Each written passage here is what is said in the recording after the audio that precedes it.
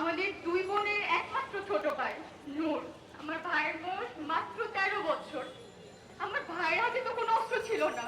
আমার ভাই স্বাধীন বাংলার পতাকা উড়াচ্ছিল। স্বাধীন বাংলার পতাকা উড়ানোর সময় আমার ভাইয়ের মাথায় গুলি করা হয়েছে। আপনাদের কাছে আমার প্রশ্ন, স্বাধীন দেশের আকাশে স্বাধীন বাংলার পতাকা উড়ানোর সময় কেন আমার ভাইয়ের মাথায় গুলি করা হলো? এতটুকু ছোট বাচ্চাকে কেন টার্গেট করা হলো? এই দেশ স্বাধীন না। এই দেশ ৭১ও স্বাধীন হয়নি, এই দেশ ২৪ও স্বাধীন হয়নি। যে দেশের মাটিতে আমার শহীদ ভাইদের খুনিরা এখনো বুক ফুলিয়ে হাঁটতেছে, সে দেশ কখনোই স্বাধীন দেশ হতে পারে না। যে দেশের বাতাসে আমার মতো হাজার হাজার মা বোনদের আত্মনাদ ভাসছে, সে দেশ কখনোই স্বাধীন দেশ হিসেবে গণ্য হতে পারে না।